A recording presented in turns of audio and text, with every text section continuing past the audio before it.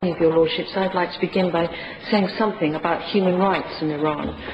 My Lords, the punishments of political prisoners and those found guilty of criminal offences are truly appalling. From the 74 lashes received only a couple of weeks ago by a political prisoner in Godash prison to the amputation of the hand of a 32-year-old man in front of other prisoners last month in the central city of Yazd. But I think what has outraged public opinion more than these harsh and terrible punishments is the treatment of child offenders and of women. According to Amnesty International's report of August this year, there are 135 children on death row in Iran. My Lords, Iran has signed the Treaty on the Rights of the Child, which explicitly prohibits the execution of children under the age of 18.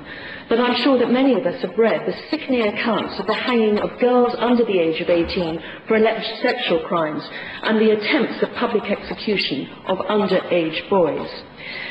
My Lords, the outcry at the 99 lashes received by a woman who was convicted of adultery, together with the initial sentence of death by stoning, now death by hanging, has outraged all parts of the world. But unabashed by this outcry of horror, these sentences have stirred up. The Supreme Court in Iran has now ordered a verdict of death by stoning of 2 further women in the last 2 months. My Lords, punishments of this nature are simply not acceptable, not in any country, not at any time, and not for any crime. So I would be grateful to know, my Lords, what Her Majesty's government are saying about the 135 young people on death row in Iran at the moment, and what action they are taking to talk to the Iranians about the hanging or stoning sentences imposed on women for adultery.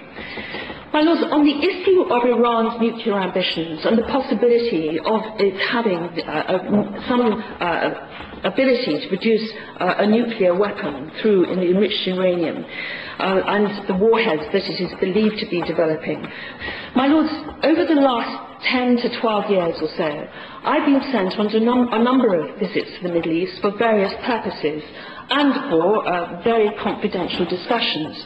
My Lords, I must say that although the language of some of the leaks that we have all been reading in the last couple of days is florid, it's undiplomatic, the content of the exchanges came as no surprise, nor do I believe it will come as any surprise to anyone who was acquainted with the region. The countries of the Gulf and the wider Middle East are genuinely concerned. My Lords, they are more than concerned about Iran's nuclear ambitions. And they and we need to think through the consequences of the use of these weapons in the region and the sheer enormity of what would follow. My Lords, I don't expect